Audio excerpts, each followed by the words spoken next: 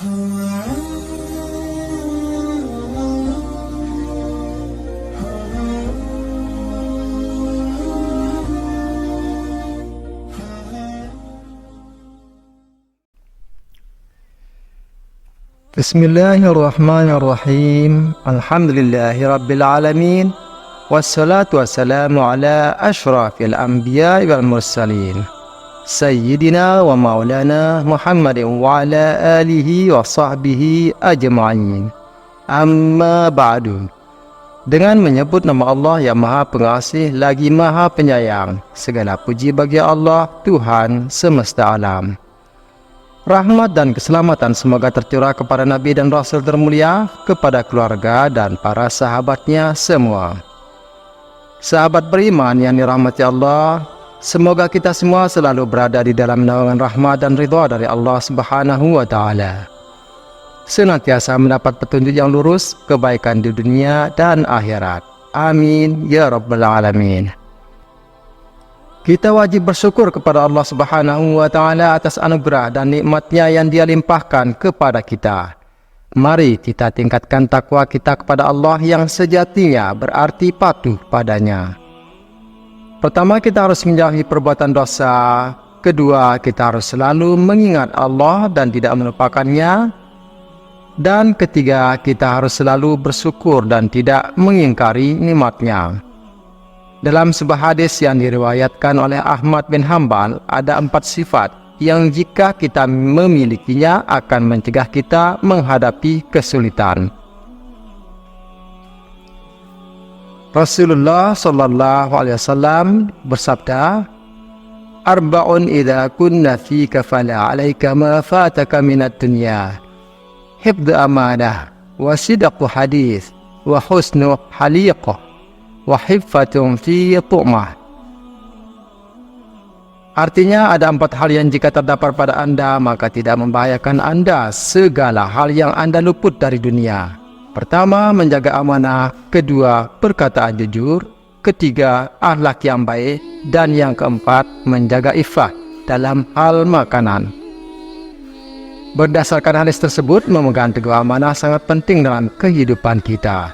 Satu kali kehilangan kepercayaan akan membuat orang sulit mempercayai kita. Jujur dan menghindari kebohongan dalam interaksi sosial adalah prinsip yang harus kita pegang. Tidak peduli dengan status atau posisi sosial seseorang. Selain itu, kita juga harus senantiasa menjaga kesucian diri dalam hal makanan, yaitu dengan senantiasa hidup dari rezeki yang halal, yang tentunya akan berpengaruh pada kebersihan hati dan jauh dari perilaku buruk atau sifat jahiliyah. Allah Subhanahu wa Ta'ala berfirman dalam Quran surat Yunus ayat 57 yang berbunyi, "Ya ayyuhan nasu qad ja'atkum mau'izatun min rabbikum wa shifaa'un lima fis suduri wa hudan wa rahmatul lil mu'minin." Artinya, wahai manusia, sesungguhnya telah datang kepadamu nasihat dan pelajaran atau Al-Quran dari Rabbmu, penyembuh dari penyakit-penyakit dalam dada, dan petunjuk serta rahmat bagi orang-orang yang beriman. Tindakan yang diperlukan untuk membersihkan hati dan mengembalikannya kepada fitrah yang cenderung kepada kebenaran adalah sebagai berikut. Yang pertama, berdoa kepada Allah. Berdoa adalah awal yang baik untuk membantu membersihkan hati. Dalam doa, kita meminta petunjuk, kekuatan dan rahmat Allah agar kita dapat menjauhi yang buruk dan mendekatkan diri kepada kebenaran. Yang kedua, menghilangkan al-ghaflah atau kelalaian. Untuk membersihkan hati, kita harus menghindari kelalaian atau ghaflah. Ini berarti kita harus selalu mengingat Allah dalam setiap tindakan kita dan menjaga kewaspadaan terhadap dosa-dosa kecil yang mungkin terjadi dalam kehidupan sehari-hari. Dengan menghindari kelalaian ini, kita dapat mempertahankan hubungan yang kuat dengan Allah Subhanahu wa Ta'ala. Yang ketiga, melakukan ta'ziyatun nafas atau pensucian jiwa. Pensucian jiwa adalah proses berkelanjutan untuk membersihkan hati dan jiwa dari penyakit moral dan spiritual. Ini mencakup perbaikan akhlak, pengendalian hawa nafsu, dan pematuhan terhadap ajaran-ajaran agama. Ta'ziyatun nafas juga mencakup melakukan perbuatan baik, amal ibadah, dan berbuat baik kepada sesama manusia dengan niat yang tulus demi Allah. Syekh Abdurrahman As-Sa'di menjelaskan bahwa Allah Subhanahu wa Ta'ala memberikan akal kepada manusia agar mereka cenderung kepada kebenaran dan menolak yang salah.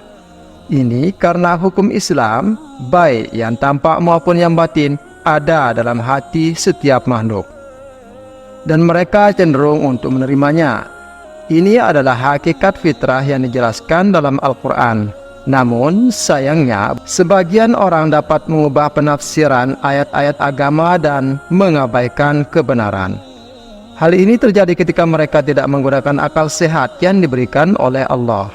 Padahal, dengan akal sehat, manusia seharusnya dapat membedakan antara yang benar dan yang salah, yang halal dan yang haram, yang sunnah dan yang bid'ah, serta antara tauhid dan syirik. Namun, ada beberapa yang menggunakan akal mereka untuk memutarbalikkan kebenaran, membuat yang haram menjadi yang halal, yang salah menjadi benar, dan meninggalkan ajaran-ajaran agama. Ini mencerminkan kebingungan dan penyimpangan dalam kehidupan manusia. Penting untuk selalu berusaha menjaga akal sehat, memahami agama dengan baik, dan menjalankan ajaran-ajaran agama dengan tulus, sehingga kita dapat menjaga fitrah kita yang cenderung kepada kebenaran dan kebaikan.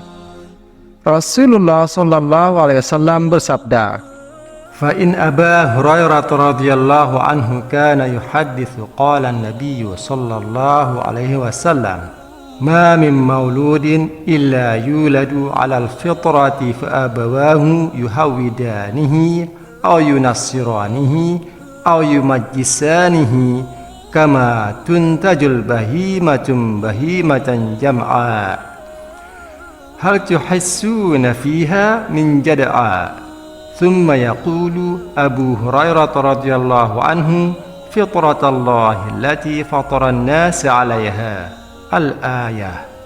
Artinya, berdasarkan perkataan Abu Hurairah radhiyallahu anhu yang menceritakan bahwa Nabi sallallahu alaihi wasallam bersabda, tidak ada seorang anak pun yang terlahir kecuali dia dilahirkan dalam keadaan fitrah. Maka kemudian kedua orang tuanya lah yang akan menjadikan anak itu menjadi Yahudi, Nasrani, atau Majusi. Sebagaimana binatang ternak yang melahirkan binatang ternak dengan sempurna, apakah kalian melihat ada cacat padanya?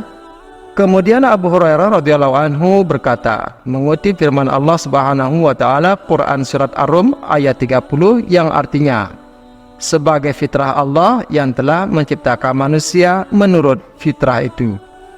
Allah Subhanahu wa Ta'ala juga berfirman, wa inni khalaqtu ibadi hunafa'a kullahum wa innahum atathumus syayatinu fajtalathum an dinihim wa harramat alaihim ma ahlaltu lahum wa amarathum ayyushriku bi ma lam unzil bihi sultana. Artinya, sesungguhnya aku menciptakan hamba-hambaku semuanya dalam keadaan lurus, dan sesungguhnya mereka didatangi oleh setan lalu memalingkan mereka dari agama mereka. Setan-setan tersebut mengharamkan untuk mereka apa yang aku halalkan dan memerintahkan mereka untuk menyekutukan aku dengan apa yang aku tidak turunkan keterangan tentangnya. Hadis riwayat Muslim. Hadis tersebut menjelaskan bahwa manusia dilahirkan ke dunia ini dalam keadaan fitrah yang cenderung menerima Islam dan beribadah kepada Allah, sebagaimana disebutkan dalam Quran surat Al-A'raf ayat 172 yang berbunyi, wa id akhadha rabbuka min bani adama min zuhurihim dzurriyyatahum wa ashhadahum ala anfusihim alastu birabbikum qalu bala syahidna an taqulu yaumal qiyamati inna kunna an hadza ghafilin. Artinya, dan ingatlah ketika Rabbmu mengeluarkan keturunan anak-anak Adam dari sulbi mereka, dan Allah mengambil kesaksian dari terhadap mereka seraya berfirman, bukankah aku ini Rabbmu? Mereka menjawab, betul, engkau Rabb kami. Kami menjadi saksi. Kami lakukan yang demikian itu agar di hari kiamat kamu tidak mengatakan, sesungguhnya kami anak Adam adalah orang-orang yang lalai terhadap ini, atau iman dan tauhid kepada Allah. Sahabat beriman yang dirahmati Allah, tak henti-hentinya saya mendoakan semoga Allah Subhanahu wa taala senantiasa memberikan kesehatan, petunjuk dan perlindungan kepada kita, keluarga kita, keturunan kita dan seluruh umat muslim, agar semakin meningkatkan keimanan dan ketakwaan kita kepada Allah Subhanahu wa taala secara istiqamah, menebar kebaikan kepada sesama agar kita mendapatkan ridha dari Allah Subhanahu wa taala, sehingga kita menjadi hamba yang layak mendapatkan surga. Amin ya rabbal alamin. Akhirul kalam, wassalamualaikum warahmatullahi wabarakatuh.